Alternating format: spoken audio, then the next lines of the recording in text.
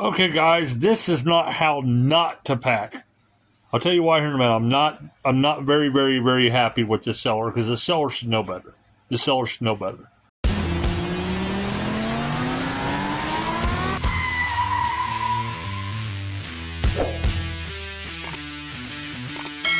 For one, this stuff was just thrown in here like this. Nothing bubble wrapped, nothing on the bottom, with just this little itty bitty bubble wrap thrown on top. That's all it was. That's all it was. Okay? These are M2s. People, if you pack, if you are sellers, stuff has to be individually or at least grouped together a little bit.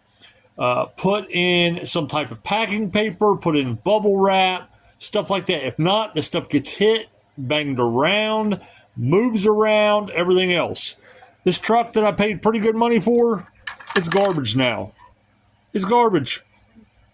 Because the actual sticking coat thing came off of it. I mean, I know it could be glued back on there. I know that. But people aren't going to want to buy that. Like that.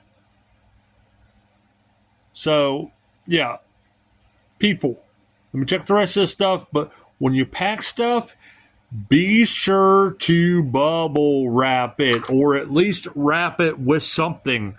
The last shipment I just now got, right before this one that I opened, he at least put thick paper around, 3 or 4 items and stuff. You got to have that padding, not just the box. The box is not good padding for M2s, let alone anything else. Well, let's see how this stuff is. All right, there. That one seems okay. That one seems okay. That one seems okay. But stuff like got small parts on top of it and everything, and already loose parts. You just can't do that. And it wasn't like that in the stream. So, well, thank God that Christmas tree didn't come off. But yeah, you have to bubble wrap this stuff. You have to. Or at least, wrap it really, really, really well.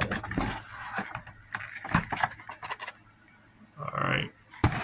I'll show you what all I got here in a minute. I just want to double check these because normally these holders like this, normally they mess up too as well. I mean, thank God it's only one of them. But still, you have to bubble wrap this stuff. I'm not going to give this person I'm going to message the seller and let him know about it. But I'm not going to give him a very good rating because, again, he's probably been selling diecast for a while. He should know not to just throw the stuff in here. And I'm not nitpicky, guys. I totally get certain things happen that's beyond the seller's control because I'm a seller. I've been selling online for quite a while, not just on Whatnot, but I've sold other stuff and everything.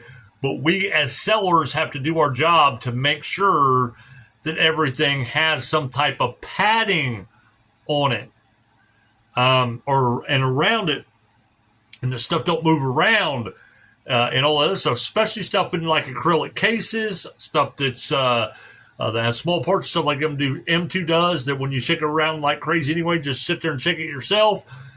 Parts will come off and, stuff like that or whatever. When it comes to that type of stuff, if it's not packaged correctly and stuff gets broke, that's not the post office's fault. Okay? We already know the post office throws stuff around and everything stuff, but if it's not packaged correctly, that falls on the seller. Think of it this way. These acrylic cases and stuff and everything, yes, they are thick plastic and everything else or whatever, but they're not made to absorb any type of hit. The thing that's going to absorb the hit is the cars and stuff, the screws, the parts on the vehicles, stuff like that. And think of it as glass. You wouldn't put glass in this box or whatever, not put any protection. Anything that's kind of some type of layer of protection just to give it a little bit of a softness to where if it does get hit, it's not going to crack, it's not going to break. So why would you put this stuff, just throw this stuff in a box and not have any protection whatsoever? I don't get that. The way I am, y'all, this stuff right here, that would have been bubble wrap, that would have been bubble wrap, that would have been bubble wrap, that would have been bubble wrap. It would have had stuff on the sides, paper or wrapping paper or plastic bags one. It would have had also a layer on the bottom of some type of packing material. It would have the layer on the top. And then these right here would have been, they stacked together real well. They would have been put together like this and bubble wrapped really tightly with a layer of protection on all sides of it. Then put in the box and sealed where it has protection around everything. It's not that hard to pack, people. It's not that hard to pack. I understand packing is a little bit expensive, but trust me, it's well worth doing that because you will get repeat customers coming back. And I'm not talking about just repeat customers. I'm talking about repeat customers that buy multiple items, buy hundreds of dollars worth of stuff or even thousands of dollars worth of stuff because they know when they buy it, they're going to get it like it in the best shape it could possibly be when they actually receive it, unless something happens at the post office. Again, if it's packed correctly and everything and stuff and things are all mangled inside of it, then again, that's the actual post office's fault. But this certain circumstance with no packing hardly whatsoever, when stuff like this happens, doesn't matter if the post office bangs it around or not. We should know better as sellers than to do this stuff. And I'm not going to mention who the seller is because that's not what this video is about or anything like that. This video is strictly about showing people and telling people how they should actually pack, how they should expect people that they buy from to pack, all that stuff and everything. That's what this video is about. It's about helping. I even messaged this seller and told him stuff and tried to help him out because he is kind of somewhat of a new seller. So tried to help him out and everything and stuff. Hopefully, I told myself I'm not trying to get rude or nitpicky or anything like that. I just want to let you know, this, give you some advice, everything. I mean, take it how he wants to take it. But I mean, even if something happens, you have to raise your prices a little bit to be able to afford some type of packing. I mean, that's what you got to do. What you got to do is it's the name of the game. People are going to continue to keep buying from you if they're getting broken stuff. Plus, it's going to save you as a headache as a seller, the headache of having to always deal with damaged product. Now, you're always going to have to deal with stuff here and there, like I said, from the post office. But as long as you do your job as a seller, package the stuff correctly, get the stuff to the post office correctly, everything else is out of your hands. Everything else is on somebody else. But this here, yeah, I'm not too happy with. But anyway, I want to show you some opening hood Camaros that I actually got. I'm collecting an open hood Camaros variation. Actually, it's kind of hard to get. I want to show that to y'all. And I got that from Colorado DIECAST, which is an amazing seller. And then I got some rare Camaro. I got a rare Camaro set.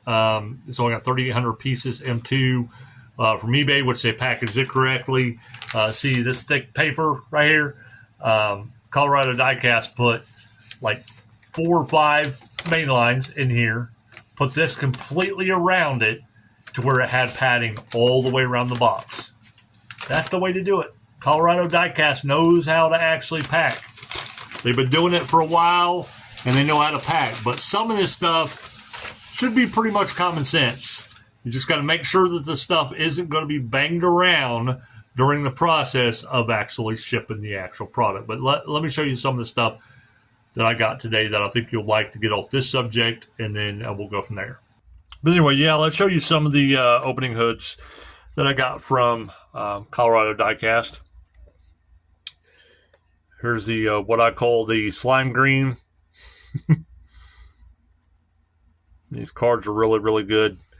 He normally always sells cards are really, really good. Or if they aren't, like me, I always say they're not mint, soft corners, expect to be soft corners, even though they may not be all of them. I always say it. But here it is. A lot of people don't know about this one, but there is 2 different variations of this. There is a light blue and a dark blue. We got both variations of those. Both those are opening hoods.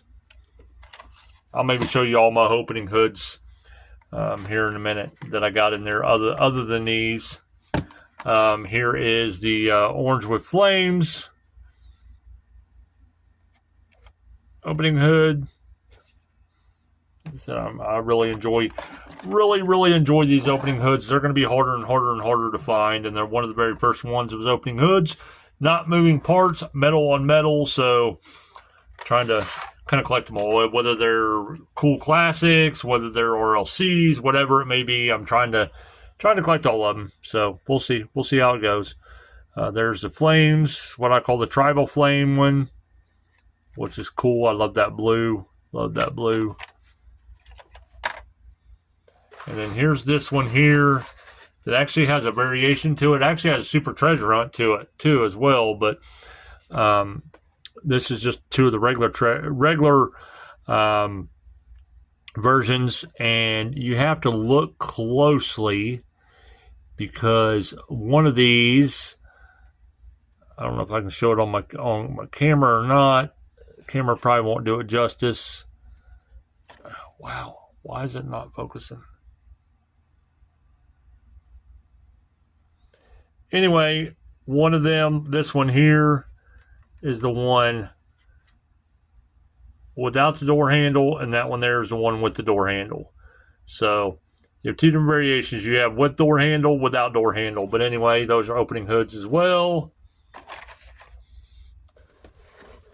As well as I got a limited edition 3,800 pieces to each one, or 3,800 pieces to each one worldwide. So limited edition Camaro set. I got that. I'll show that to you real quick. Show you those. This is kind of like a in between a yellow and a green. This is more like an antifreeze green. And just about got that out of the camera. But it's pretty cool. It's pretty sweet. All these are the 69 Camaros E28s.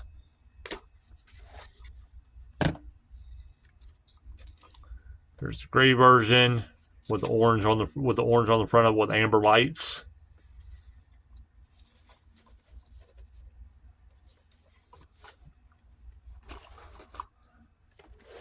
And here's the green version. Not the antifreeze, but the green one. These will be up for sale probably on Whatnot. So make sure you join us on Whatnot. Our Whatnot link is down below in the description. If you want to join Whatnot as a buyer, click that link that says join Whatnot as a buyer, and then just look us up. Look up TB's Hobbies, because when you join Whatnot with that link, it'll give you $10 or $15, maybe even more, as a credit to purchase stuff on Whatnot. So you use that credit to purchase stuff from us or other people. If you want to become a seller, use the seller link. I'd appreciate it. That helps us out. As another seller, if you use that link, I like this one. I like the all black one. It's blacked out with the white letter tires, with the red on top. And then I also like this one too as well. This one's different. It's blue with green with white wheels.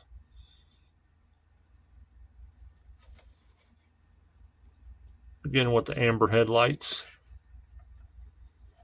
I don't think this, because these are special edition, 3,800 pieces. I think these are like the pink chrome series that just came out. I don't think that these have an actual chase, but they are very, very limited, and that set is going for very, very, well, I don't want to say very, very. Some people have a different version of what's very, very expensive, what's not very, very expensive, but they're not cheap. Just put it that way. Let me show you. That is the M2 Camaro set. But let me show you my opening hoods. My lighting in here, guys, stinks, by the way. But I got an opening hood there in one of the 5-packs. There's tons of variations of these, by the way. I'm slowly getting them back. I used to have almost all of them, but I'm slowly getting them back. I got the graphics one there with both wheel variations. There's an extra one of that blue one that I just shown. There's a Hot Wheel deco. There's two of the white or yellow. Sorry, not white. Yellow wheel variations. It's a Wasteland one, the 60s '67 Camaro. There's another one of the flame ones. There's that one. There's another one of the green ones. Another one of the orange ones. And then there's a black one, black and green one. And then I'm kind of getting a Lucy ones up there as well, if I can only find them in loose. And then I've got a actual classics one there as well. And then this one right here is actually from the 80s. I got that in another protector. That's actually from a exclusive 5-pack. It's pretty rare. Oh, and also from another seller, I ended up getting just one item, a Lucy of this hard to find matchbox with opening hood of the IROC Z. I actually got it loose now, so I did get it as well. But I apologize for, sound like I was a little bit upset or whatever with the packaging job and everything. I mean, I was, but, I've calmed down a little bit, but because like I said, the main purpose of me spreading awareness for that, showing that and everything else is not to call the seller out, but it is just for information and for helpful learning purposes. So everybody knows that, look, when you pack this stuff, you have to pack it. If you can't afford the packing or can't afford this or can't afford that, then you shouldn't become an actual seller, in my opinion, because of I know the stuff's expensive, like I said, and everything's going up. Prices are going up, all this stuff because of tons of other stuff and everything.